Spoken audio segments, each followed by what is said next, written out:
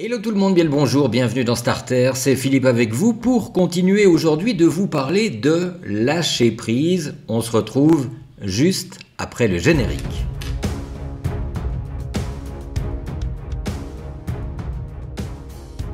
Alors je vous ai donné hier un exemple assez imagé du lâcher prise face à une situation, mais qu'en est-il du lâcher prise et comment le mettre en place lorsqu'il s'agit d'une situation conflictuelle par exemple avec une autre personne. Vous êtes en conflit avec une personne et dans bien des cas la raison est en lien avec un désaccord entre les deux parties, chacun ayant un point de vue différent, chacun voyant les choses de son point de vue et surtout chacun étant persuadé de son bon droit. Généralement, personne ne veut lâcher car nous pensons que si nous lâchons, c'est en fait abandonner et donc donner raison à l'autre. Et ça, quand même, non, c'est juste pas possible. Et vous en conviendrez donc, c'est inacceptable, en tout cas dans notre esprit. Le problème est que pour les mêmes raisons, l'autre ne veut pas lâcher non plus parce que pour lui aussi, c'est inacceptable. Si l'origine du conflit met en cause des histoires d'argent et d'une manière assez importante, alors, suivant le montant, il est peut-être préférable d'envisager un recours en justice. Mais si l'enjeu, comme on dit, n'en vaut pas la chandelle, eh bien n'est-il pas préférable de laisser aller et donc justement de lâcher prise?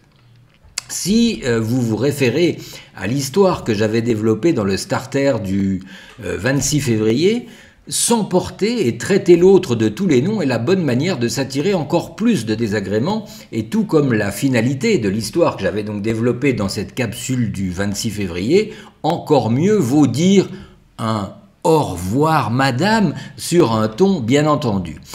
Comment se sentir en accord avec soi-même lorsque justement on n'a pas pu dire ce que l'on aurait voulu dire ou que même si on a pu le dire, la situation n'a pas pour autant évolué. Comme nous l'avons déjà dit il y a quelques minutes, l'on peut éventuellement ressentir un profond sentiment d'injustice et avoir même le sentiment qu'en lâchant prise, c'est-à-dire en abandonnant le combat, ce serait donner raison à l'autre. Retenez que vous avez toujours la voix de la sagesse d'une part qui va vous conseiller de laisser tomber et puis la voix émotionnelle qui se sent emplie de colère, de révolte, d'injustice, etc., etc. Et donc, comment ramener le calme et la paix en soi? Il y a un certain nombre d'outils et d'aides thérapeutiques qui peuvent vous aider à faire ce travail de lâcher prise. Il y a la technique des petits bonhommes allumettes, la technique de la lettre symbolique, la technique de la rencontre virtuelle en auto-hypnose, la technique où vous remettez la situation entre les mains de la justice divine. Bref, toutes ces méthodes et techniques étant des approches différentes pour justement vous aider à lâcher prise. Toutes ces techniques, elles sont également abordées d'ailleurs dans les différents conseils et vidéos du programme Bonne Forme, Bien-être et Santé, dont une prochaine session va démarrer très prochainement. Donc si tous ces sujets vous intéressent, qu'il s'agisse de travailler pour réguler des problèmes de santé, qu'il s'agisse de travailler pour réguler des problèmes émotionnels, qu'il s'agisse encore d'apprendre à travailler, à réaliser différents objectifs matériels ou professionnels, eh bien n'hésitez pas à vous inscrire depuis le site à la prochaine session du programme Bonne Forme, Bien-être et Santé.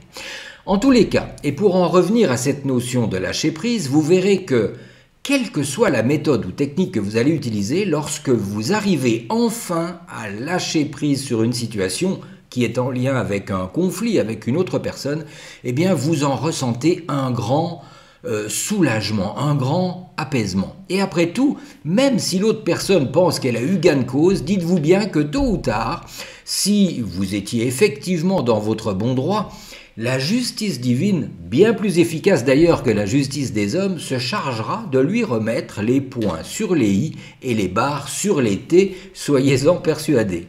Et dans ma carrière de thérapeute, j'ai eu de multiples occasions de pouvoir le vérifier dans de nombreuses situations concernant mes patients et quelquefois aussi par rapport à des situations vécues personnellement. La justice divine se manifeste toujours à un moment ou à un autre. Soyez confiants dans cet équilibre-là.